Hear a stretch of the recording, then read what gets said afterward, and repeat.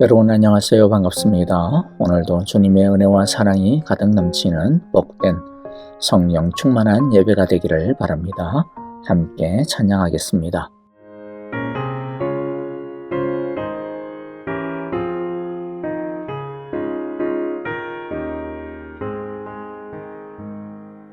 예수는 나의 힘이요 내 생명 되시니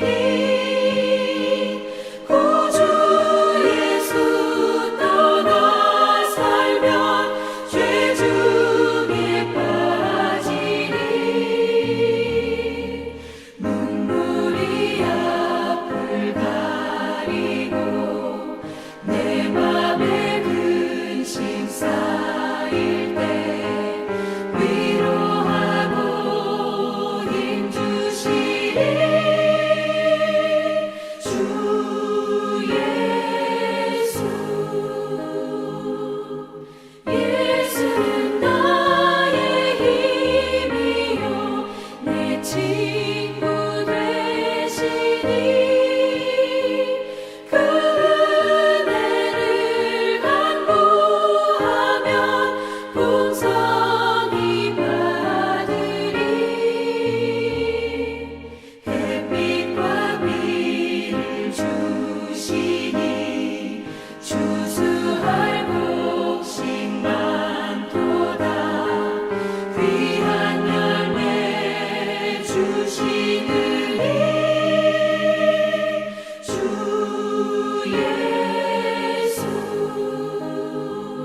예수는 나의 힘이요 내 기쁨 되시니 그 명령을 준행하여 늘 충성하겠네. 주야로 보호하시며 바른 길 가게 하시니 의지하고 따라가리. 주 예수. 예수는 나의 힘이요 내 소망 되시니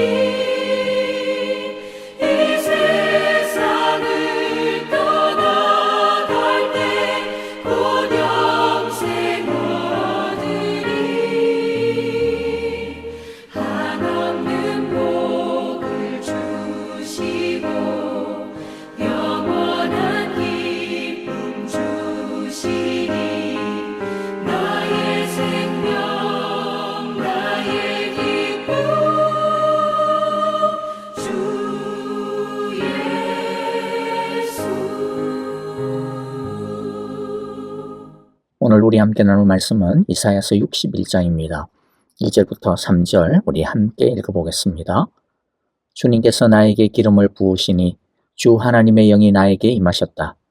주님께서 나를 보내셔서 가난한 사람들에게 기쁜 소식을 전하고 상한 마음을 싸매어주고 포로에게 자유를 선포하고 갇힌 사람에게 석방을 선언하고 주님의 은혜의 해와 우리 하나님의 보복의 날을 선언하고 모든 슬퍼하는 사람들을 위로하게 하셨다. 시온에서 슬퍼하는 사람들에게 제 대신에 화관을 씌워 주시며 슬픔 대신에 기쁨의 기름을 발라 주시며 괴로운 마음 대신에 찬송이 마음에 가득 차게 하셨다. 그리하여 사람들은 그들을 가리켜 의의 나무, 주님께서 스스로 영광을 나타내시려고 손수 심으신 나무라고 부른다. 아멘. 어제 60장에서 하나님은 이스라엘을 향하여 일어나 세상의 빛을 발하라고 촉구하셨습니다. 그런데 이들이 이렇게 세상을 밝히는 빛으로 일어설 수 있는 이유는 이들에게 무슨 큰 힘이 있어서가 아닙니다. 주님의 구원의 빛이, 영광의 빛이 이들에게 비추었기 때문입니다. 그 빛을 받아 반사하여 비출 수 있기 때문이죠. 그런데 이 일이 언제 일어날까요? 60장 22절에서 하나님은 이렇게 약속하십니다. 때가 되면 나 여호와가 속히 이루리라. 자, 그러면 이때가 언제일까요? 바로 오늘 61장이 바로 그 때에 대한 이야기입니다. 오늘 61장은 진짜 여호와의 종이신 메시아가 때가 되면 이루실 구원과 회복의 아름다운 소식에 관한 복음의 말씀입니다. 첫째, 1절부터 3절입니다. 메시아의 아름답고 영광스러운 구원 사역에 대해 하나씩 살펴보도록 하겠습니다. 메시아의 구원 사역에 대해서 이야기를 나누기 전에 먼저 이 메시아가 어떤 분인지, 이 메시아의 사역의 준비에 대해서 좀 보겠습니다. 자, 첫 번째는요, 나라고 하는 인물이 누군지를 밝혀야 합니다. 주님께서 나에게 기름을 부으시니 주 하나님의 영이 나에게 임하셨다. 주님께서 나를 보내셔서 했는데 여기서 나. 자, 여기서의 나는요, 이사야도 아니고 고레스도 아니고 주 하나님의 영의 기름 부음을 받은 인물인데 메시아 예수 그리스도입니다. 왜냐하면 예수님은 자신의 공생의 사역을 시작하시면서 나사렛 회당에서 바로 이 이사야의 말씀을 찾아서 읽으시면서 마지막에 이렇게 선포하셨습니다. 누가복음 4장 21절에 예수께서 그들에게 말씀하셨다. 이 성경 말씀이 어디입니까? 바로 오늘 우리가 읽었던 이사야서 61장 1절 2절의 말씀이에요. 이 성경 말씀이 너희가 듣는 가운데서 오늘 이루어졌다. 자, 그래서 이 말씀은 메시아 되시는 예수 그리스도를 보여주는 것이죠. 또 중요한 것이 있는데요. 메시아는, 즉 예수님은 하나님의 영이 내리신 후에야, 즉 성령이 내리신 후에야 사역을 시작하셨다라는 거예요. 자, 기름을 붓다라고 하는 이 히브리어 단어 마샤흐라고 하는 단어인데 바로 여기에서 메시아라고 하는 말이 나옵니다. 자, 그런데 여러분들 이상하지 않습니까? 예수님도 성부 하나님과 마찬가지로 똑같은 하나님이시잖아요.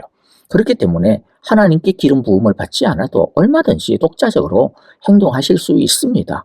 그런데 그럼에도 불구하고 기름 부으심을 받았고 성령의 기름 부음을 받은 후에야, 하나님으로부터 받은 후에야 사역을 시작하셨다라는 거죠. 여기에는 적어도 두 가지 의미가 있는데요. 하나는 예수님의 낮아지심입니다. 본질상 성부와 동일한 하나님이시지만은 그러나 예수님은 스스로 낮아지셔서 아버지의 뜻에 자신을 드린 것입니다. 구원은 아들 예수님의 낮아짐에서부터 시작이 되었고 아버지 하나님의 내어주시는 사랑에서부터 시작이 되었습니다. 이처럼 우리가 구원을 얻는 것도 자신을 하나님 앞에서 겸비하게 예수님처럼 엎드리며 낮아지는 것에서부터 시작이 됩니다. 하나님께 우리를 내어드림에서부터 시작이 됩니다. 또 하나님께서 성령을 예수님에게 기름 부음으로부터 메시아의 사역이 시작되었다라고 하는 이것은요, 우리를 위한 구원 사역이 성부, 성자, 성령, 삼위 하나님의 합동 사역이다라고 하는 것을 보여줍니다. 그만큼 우리의 구원은 확실하며 흔들릴 수 없다라는 것을 보여주는 거죠. 왜입니까? 삼위 하나님이 우리의 구원을 시작하시고 이루시고 지켜주시고 끝까지 완성하시기 때문입니다. 자, 이제 다시 메시아의 구원 사역에 대해서 하나하나 이제 구체적으로 살펴보겠는데요. 자, 첫 번째는 가난한 사람들에게 기쁜 소식을 전하고, 메시아의 이 복음은 누가 들을 수 있다라는 말입니까? 가난한 사람이 들을 수 있다라는 거죠. 자, 그런데 여러분들 여기서 가난한 사람이라고 하는 것은 경제적으로 가난한 사람을 말하는 것이 아닙니다. 가난한 자의 원래 의미는요, 겸비한 자라고 하는 뜻입니다. 겸비라고 하는 것이 뭡니까? 자기의 몸을 겸손하게 낮춘다라고 하는 뜻입니다. 이 겸비함, 가난함은 그래서 마태복음 5장 3절에서 예수님께서 말씀하셨던 심령이 가난한 사람, 마음이 가난한 사람이라고 하는 것과 일맥상통하는 것이죠. 즉 자기 자신에게는 아무 소망이 없으므로 오직 하나님이 보내실 메시아를 고대하며 사는, 자기 자신과 세상에 대하여서는 더 이상 소망을 두지 아니하고 오직 하나님에게, 오직 예수님에게만 소망을 두고 붙잡는 사람이 바로 가난한 사람, 겸비한 사람인 것입니다. 자기 자신에 대하여, 세상에 대하여 소망을 가지고 있는 사람은, 자신의 낮음을 알지 못하는 사람은 이 메시아의 아름다운 소식을 귀로는 들을 수 있을지는 몰라도 마음으로는 들을 수가 없습니다. 그러므로 우리 모두 날마다 주님 앞에서 더 낮아지고 낮아지기를 원합니다. 날마다 주여 나를 불쌍히 여겨주소서, 주여 은혜를 주옵소서라고 하나님의 은혜와 예수님의 사랑의 옷자락을 붙잡으며 주 앞에 엎드리는, 낮아지는 우리 모두가 되어지기를 간절히 바랍니다. 두 번째, 메시아이신 예수님께서 하시는 일이 뭡니까? 상한 마음을 싸매어 주시고, 자, 여기서 상하다라고 하는 단어는요, 도자기나 질그릇을 땅에 던져가지고 깨트려 그것이 산산조각이 나는 것을 뜻합니다. 그런데 그 조각 난 것이 도자기나 질그릇이 아니라 뭡니까? 우리의 마음, 심장이라고 합니다. 자, 세상에는, 아니 우리 주변에만 해도 심장이 갈기갈기 찢긴 듯한 그러한 인생을 사는 사람이 적지 않습니다. 또 삶이 갈기갈기 찢겨서 그것이 본래 어디에 붙어 있었던지 그것조차도 알 수가 없을 정도로 그렇게 갈기갈기 찢겨진 그런 인생을 사는 사람도 많이 있습니다. 그러나 예수님은 이 세상에서 깨어지고 부수어진 우리의 영과 마음과 인격과 삶의 조각을 하나하나 긁어모아 조심스럽게 주님의 보혈로 붙여주십니다. 그러면 주님의 보혈로 적셔진 우리의 그 상처들은 다시 새 살이 돋아나고 새 피가 돌고 새 근육이 붙고 부러진 뼈가 더 단단하게 붙게 됩니다. 그러므로 여러분, 혹시라도 우리의 마음이, 우리의 삶이 아무리 잘게 깨졌다 할지라도 그것을 예수님의 손에 우리의 깨어진 상처 조각을 드리면 소망이 있습니다. 왜냐하면 예수님은 조각난 우리의 인생으로도 얼마든지 기가 막힌 걸작품을 만드시는 분이시기 때문입니다. 자, 세 번째, 예수님께서 하시는 구원의 사역이 뭡니까? 포로에게 자유를 선포하고 갇힌 사람에게 석방을 선언하고. 자, 이것은 1차적으로는요, 바빌론에게 포로가 되었던 유다 백성들을 자유하게 하여 시온으로, 가나안으로 돌아오게 하시는 것을 보여줍니다.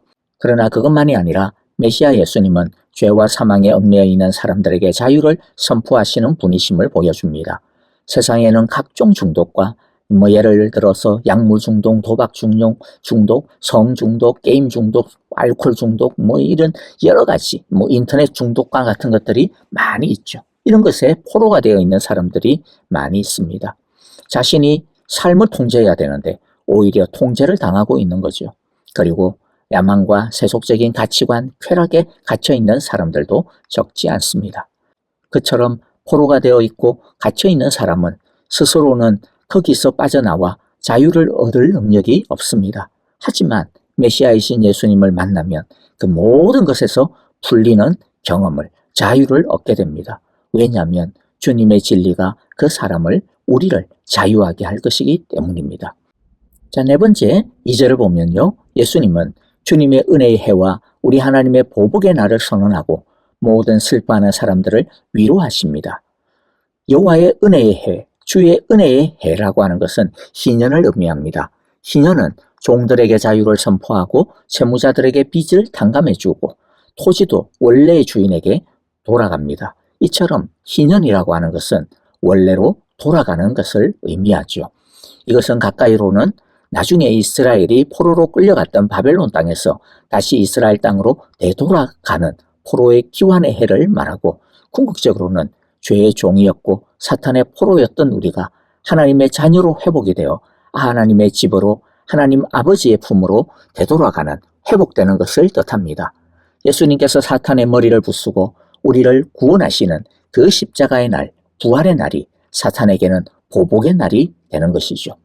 메시아의 구원의 사역이 우리에게 얼마나 큰 기쁨이 되며 위로가 되며 존귀함이 되는지 3절에서 다시 이제 요약해서 말씀을 하고 있는데요. 3절을 다시 같이 한번 읽어봅니다. 시온에서 슬퍼하는 사람들에게 제 대신에 화관을 씌워주시며 슬픔 대신에 기쁨의 기름을 발라주시며 괴로운 마음 대신에 찬송이 마음에 가득 차게 하셨다. 그리하여 사람들은 그들을 가리켜 의의 나무, 주님께서 스스로 영광을 나타내시려고 손수 심으신 나무라 부르신다. 자, 이제 우리 크게 두 번째로 4절부터 11절을 통해서요, 메시아의 구원 사역을 통해 이루어질 우리의 아름다운 회복에 대한 말씀을 같이 보겠습니다. 자, 먼저 첫 번째 4절부터 5절에 보면 황폐한 곳, 무너진 곳이 다시 회복이 되어집니다. 이것은 1차적으로 계속해서 말하지만 포로에서 돌아올 유다 백성들이 예루살렘을 회복하게 되는 것을 뜻합니다. 그러나 궁극적으로는 예수님의 구원으로 인한 회복을 뜻합니다.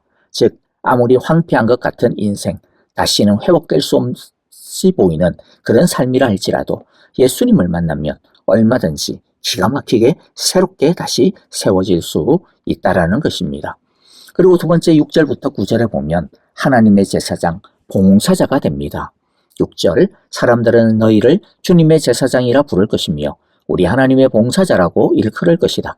열방의 재물이 너희의 것이 되어 너희가 마음껏 쓸 것이고 그들의 부귀영화가 바로 너희의 것임을 너희가 자랑할 것이다. 예수님의 구원을 받으면 인생의 눈이 달라집니다. 가치관이 달라집니다.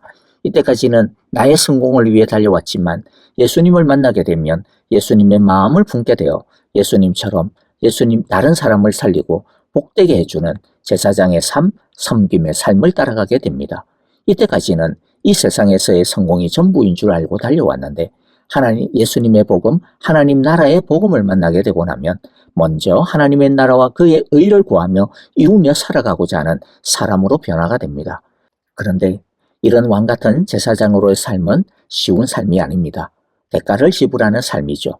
십자가를 지는 삶입니다. 그러나 7절부터 9절의 말씀처럼 하나님은 우리들의 눈물과 노고를 다 주의 눈물의 병에 담아서 세워주십니다. 그리고 갚아주십니다. 결국에는 영원한 기쁨을 차지하게 해주실 것입니다. 자, 그리고 세 번째 10절부터 11절을 보면요. 구원의 옷, 의의 옷을 입혀주신다 말씀합니다. 같이 읽어봅니다. 신랑에게 제사장의 관을 씌우듯이 신부를 폐물로 단장시키듯이 주님께서 나에게 구원의 옷을 입혀주시고 의의 겉옷으로 둘러주셨으니 내가 주님 안에서 크게 기뻐하며 내 영혼이 하나님 안에서 즐거워할 것이다. 땅이 싹을 내며 동산이 거기에 뿌려진 것을 움트게 하듯이 주 하나님께서도 모든 나라 앞에서 의와 찬송을 샘솟듯이 솟아나게 하실 것이다. 말씀을 마무리합니다. 우리는 가난한 자였고 깨어진 자였고 포로된 자였고 어두운 자였습니다. 그러나 하나님께서 예수님을 보내어 주셔서 우리에게 기쁜 소식을 주시고 깨어진 우리를 싸매어 주시고 갇히고 포로된 우리를 자유케 하셨습니다. 주님은 우리에게 화관을 씌워주시며 슬픔 대신 기쁨을 주시며 괴로운 마음에 찬송이 가득 차게 하십니다. 무너진 마음과 삶을 다시 일으켜 주시고 세워주시며 하나님의 영광을 나타내는 의의 나무, 하나님의 제사장과 봉사자로 존귀하게 변화시켜 주십니다. 우리가 믿음으로 인해 이 땅에서 수고하며 당하는 그 모든 수치와 애씀을 하나님은 기억하여 주시고 영원한 기쁨을 차지하게 하십니다. 우리는 이런 은총을 누리게 된 진짜 하나님께 복받은 사람들입니다. 그런데 우리는 이 복을 우리에게 가져오시고 이루어 주신 메시아 예수 그리스도를 잊어서는 안 됩니다. 이 복은 우리가 이루어낸 일이 아니라 메시아이신 우리 주님께서 십자가를 지시고 대속의 피를 흘려주시고 죽음의 권세를 이기셔서 우리를 찾아와 주셨기 때문에 이루어진 것입니다. 이러한 주님의 은총을 기억하고 그 주님 안에서 날마다 주님과 함께 지어져가며 그 주님을 삶으로 높이며 입술로 찬양하는 주님의 봉사자요 제사장으로 살아가는 우리 모두가 다 되어지기를, 의의 나무가 다 되어지기를 간절히 기도하고 축복합니다. 아멘. 자, 오늘 우리에게 주신 귀한 말씀들 마음 가운데 새기면서 우리 함께 찬송하며 기도합시다. 주님의 복을 받은 의의 나무 되어진 우리 사랑의 교회 온 성도들이 이 주님의 봉사자요 제사장으로서 섬김의 삶을 온전히 감당하게 하소서라고 기도하시고요. 그리고 우리 형제자매들을 위하여 기도합니다. 특별히 아프신 분들을 위하여 기도해 주십시오. 김정숙 권사님, 다니엘 형제를 위하여, 그리고 지수영 집사님을 위하여 믿음으로 일으켜 달라고 기도합시다. 선교사님들을 위하여서도 동일한 사랑을 가지고 소망으로 기도합시다. 함께 찬양하며 기도하겠습니다.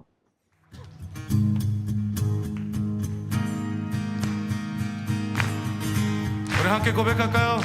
전능하신 주님, 전능하신 주, 놀라운 사랑, 죄와 사망을 물리치셨네. 영광의 주님, 만왕의 왕 예수. 온 땅 흔드는 주님의 위엄, 모든 만물이 주를 경배해. 영광의 주님, 만왕의 왕 예수. 놀라우신 은혜, 완전하신 사랑, 나의 죄 위하여 십자가 지신 주 생명을 주시고